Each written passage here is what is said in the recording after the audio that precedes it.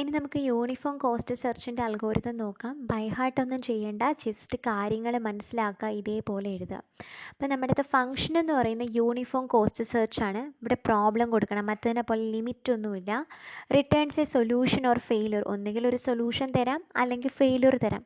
ഇവിടെ 3 കാര്യങ്ങളാണ് നമ്മൾ ആദ്യം ഇനിഷ്യലൈസ് ചെയ്യേണ്ടത്: നോഡ്, ഫ്രോണ്ടിയർ, എക്സ്പ്ലോഡ്. നോഡ് എന്ന് പറഞ്ഞാൽ എന്തുവാണ്? നമ്മൾ ആദ്യം എടുക്കുന്ന നോഡിനെ സ്റ്റാർട്ട് സ്റ്റേറ്റ് ആയിട്ട് അസൈൻ ചെയ്യുന്നു പ്രോബ്ലത്തിൻ്റെ, അതാണ് ഇവിടെ എഴുതിയിരിക്കുന്നത്. അതിൻ്റെ പാത്ത് കോസ്റ്റ് എന്ന് പറയുന്നത് 0 ആയിരിക്കും അല്ലേ, സ്റ്റാർട്ട് നോഡ് ആയതുകൊണ്ട്. A node with state is equal to problem dot initial state. ആ നോഡ് എന്ന് പറയുന്നത് പ്രോബ്ലത്തിൻ്റെ ഇനിഷ്യൽ സ്റ്റേറ്റിലുള്ള നോഡായിരിക്കും. പാത്ത് കോസ്റ്റ് 0 ആണ്.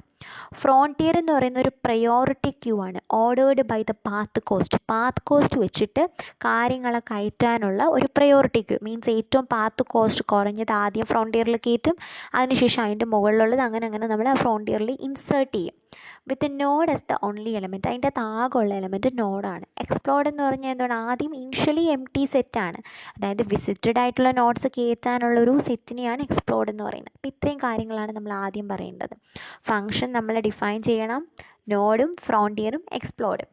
ലൂപ്പിലോട്ട് പോവാണ്. If empty frontier then return failure. ഫ്രോണ്ടിയറിൽ ഒന്നുമില്ലെങ്കിൽ ഫെയിലർ എന്ന് പറയാം. ഫ്രോണ്ടിയറിൽ എന്തെങ്കിലും ഉണ്ടെങ്കിൽ നമ്മൾ എന്ത് ചെയ്യണം? അതിനെ പോപ്പ് ചെയ്യണം. പോപ്പ് ചെയ്തിട്ട് എക്സ്പ്ലോർ ചെയ്യാനായിട്ടാണ് അല്ലേ. ഇപ്പം നോഡ് പോപ്പ് ഓഫ് ഫ്രോണ്ടിയർ, ഫ്രോണ്ടിയറിലുള്ള സാധനം പോപ്പ് ചെയ്യുന്നു. ഇനി ഗോൾ ടെസ്റ്റ് അപ്ലൈ ചെയ്ത് ആ നോഡാണോ നമ്മളെ ഗോൾ സ്റ്റേറ്റ് എന്ന് നോക്കുക. If problem dot goal test not dot test then return solution. ആ പ്രോബ്ലത്തിൻ്റെ ഗോൾ എന്ന് പറയുന്ന ആ നോഡാണെങ്കിൽ നമ്മൾ എന്ത് സൊല്യൂഷൻ തരിക. എന്നിട്ട് നമ്മൾ വിസിറ്റ് ചെയ്തതിന് ശേഷം അതിനെ ഏതിലോട്ട് കയറ്റണം? എക്സ്പ്ലോർഡിലോട്ട് ആഡ് ചെയ്യണം. ഇനി നമ്മൾ നേരത്തെ പറഞ്ഞതുപോലത്തെ സാധനങ്ങളാണ്. Problem dot action node dot state do.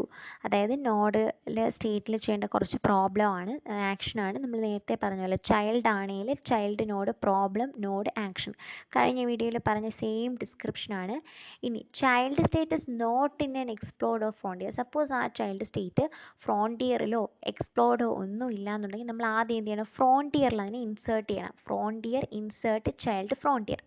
Else if child state in frontier with higher path cost. Suppose child state ഫ്രോണ്ടിയറിലുണ്ട് പക്ഷേ അതിൻ്റെ പാത്ത് കോസ്റ്റ് കൂടുതലാണെങ്കിൽ then replace that frontier with a child node.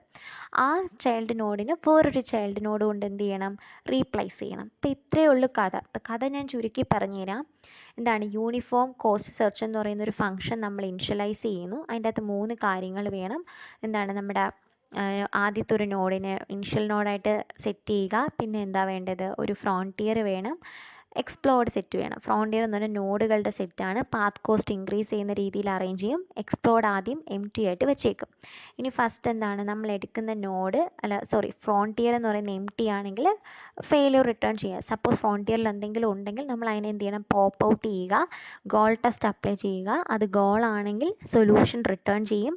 ഇല്ല എന്നുണ്ടെങ്കിൽ നമ്മൾ എന്ത് ചെയ്യുന്നു? അതിനെ വിസിറ്റ് ചെയ്തതിന് ശേഷം എക്സ്പ്ലോർഡ് സെറ്റിലോട്ട് ഇടുന്നു. എന്നിട്ട് നമ്മൾ ഓരോ ആക്ഷൻസ് പെർഫോം ചെയ്യുന്നു. ചൈൽഡ് നോഡിൽ ആക്ഷൻ നമ്മൾ നേരത്തെ പറഞ്ഞ മാതിരി തന്നെ ചെയ്യുന്നു. ഇനി ചൈൽഡ് സ്റ്റേറ്റ് എന്ന് പറയുന്ന എക്സ്പ്ലോർഡ് സെറ്റിലോ ഫ്രോണ്ടിയറിലോ ഇല്ല എന്നുണ്ടെങ്കിൽ നമ്മൾ ഫ്രോണ്ടിയറിലേക്ക് ആഡ് ചെയ്യുന്നു. സപ്പോസ് ചൈൽഡ് എന്ന് പറയുന്ന ഫ്രോണ്ടിയറിലുണ്ട് പക്ഷേ പാത്ത് കോസ്റ്റ് കൂടുതലാണെങ്കിൽ റീപ്ലേസ് ചെയ്യുന്നു. ഈ കാര്യങ്ങൾ മാത്രം മനസ്സിലാക്കി ഇതൊന്ന് ജസ്റ്റ് വായിച്ചു കഴിഞ്ഞാൽ യൂണിഫോം കോസ്റ്റ് സെർച്ചിൻ്റെ അൽഗോരിതം നമുക്ക് എഴുതാം.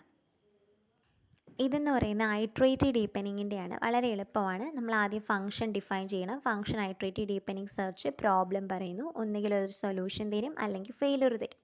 ഈ 3 കാര്യങ്ങളേ ഉള്ളൂ. ഇവിടുത്തെ ഡെപ്ത് 0 തൊട്ട് ഇൻഫിനിറ്റി വരെ ഏത് ഡെപ്ത് വേണമെങ്കിലും തരാം. ആഴങ്ങളിലേക്ക് പോവേണ്ട ഒരു അൽഗോരിതമാണ്. ഇപ്പോൾ റിസൾട്ട് എന്ന് പറയുന്നത് depth limited search problem dot depth. അതായത് ഡെപ്ത് ലിമിറ്റ് സെർച്ചിൽ എങ്ങനെയാണോ നമ്മൾ റിസൾട്ട് കണ്ടുപിടിച്ച് അതേമാതിരി തന്നെയാണ് ഇവിടുത്തെ റിസൾട്ട്.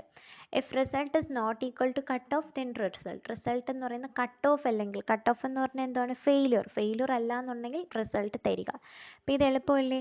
ഐട്രേറ്റീവ് ഡീപ്പനിങ് സെർച്ച് നമ്മൾ ആദ്യം എന്ത് ചെയ്യണം? ഫംഗ്ഷൻ ഇനിഷ്യലൈസ് ചെയ്യണം. Function iterative deepening search problem എന്ന് പറഞ്ഞ് ഇനിഷ്യലൈസ് ചെയ്യണം. Then returns A solution or failure. ഇനി ഫോർ ഡെപ്ത് എന്ന് പറയുന്നത് 0 തൊട്ട് ഇൻഫിനിറ്റി വരെ വരാം. പിന്നെ നമ്മൾ അകത്തോട്ട് പോവുക.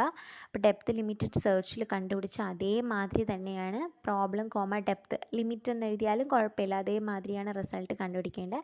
റിസൾട്ട് എന്ന് പറയുന്നത് കട്ട് ഓഫ് അല്ലെങ്കിൽ ദാറ്റ് മീൻസ് ഫെയിലിയർ അല്ല എന്നുണ്ടെങ്കിൽ ദെൻ റിട്ടേൺ റിസൾട്ട് റിട്ടേൺ ചെയ്യുക. ഇത്രയേ ഉള്ളൂ.